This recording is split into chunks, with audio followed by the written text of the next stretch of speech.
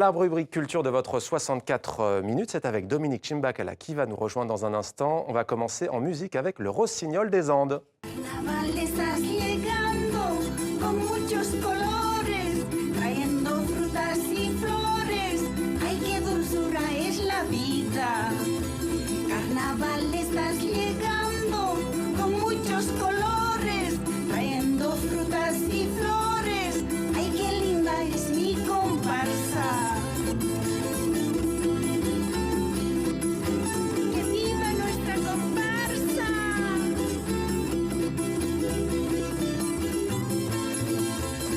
Damos culto a la tierra de nuestros ancestros, festejando a Pachamama por la alegría de la vida.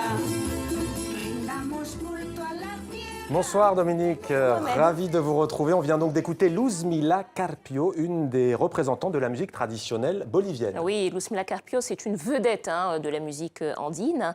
Elle était en représentation ce week-end au Festival international des musiques sacrées à Fès, au Maroc.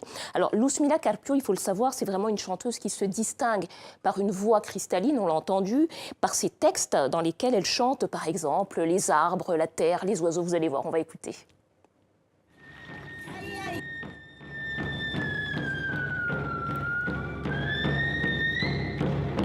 Cette mélodie des oiseaux qui s'appelle Chiwanku, les oiseaux, celle-là. Ils viennent, quelquefois on les écoute chanter et puis ma mère elle me faisait entendre toutes ces chansons, c'était comme ça.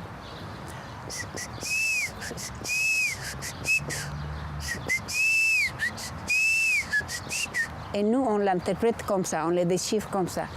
Tuluti, kuritupa, tuluti. Non?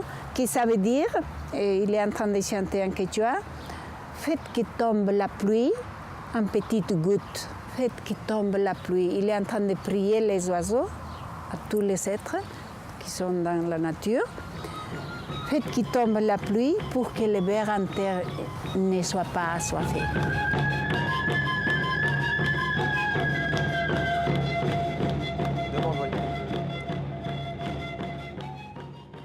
Et en français dans le texte, mais ça on y viendra juste après, Dominique, oui, mais pas facile à imiter ce chant.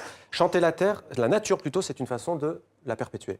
Oui, c'est une façon de perpétuer la spiritualité de ses ancêtres parce que Luzmila Carpio est une descendante de la civilisation inca. C'est d'ailleurs ce qui explique qu'elle chante en quechua et en aymara, qui sont les langues premières de la Bolivie et du Pérou aussi d'ailleurs. Et le fondement de la civilisation inca, c'est la croyance en la Pachamama, la terre-mère, la terre nourricière, une divinité qu'il faut honorer et célébrer à travers tout être vivant. C'est ce qu'elle nous explique. C'est toujours un ensemble, le respect à tout ce qui existe dans notre planète, la Terre. Les plantes, les oiseaux, tous les animaux, tout qui sont là, il doit avoir sa place, on doit les respecter et de vivre en harmonie avec la Terre. Et puis, c'est l'homme, c'est les êtres humains qui appartiennent à la Terre, ce n'est pas la Terre qui nous appartient. Alors ça, c'est toujours dans notre pensée. Ah ben, elle parle un français parfait, Dominique, et vous allez nous dire pourquoi Luzmila Carpio, elle est spirituelle, mais elle est aussi politique. Oui, elle parle un excellent français parce que figurez-vous qu'elle a été ambassadrice de son pays en France. Elle a été nommée par Evo Morales, qui est le premier président indigène de Bolivie, qui a été élu en 2006. Et c'est pour ça, c'est ce qui explique donc qu'elle parle un excellent français. Donc vous voyez, en plus d'être une chanteuse exceptionnelle, c'est aussi une personnalité à connaître, à découvrir. Dominique Chimbakala, merci beaucoup Dominique, à demain. Ben voilà, à demain, première 100% réussie. Vous et moi, une information qui va vous concerner, Dominique. On apprend, puisqu'on parle culture, la mort à New York d'Isabelle Colin Dufresne, artiste franco-américaine, ex-égérie d'Andy Warhol, plus connue sous le nom d'Ultraviolet. Âgée de 78 ans, elle partageait son temps entre Nice et New York. Voilà pour cette information de dernière minute.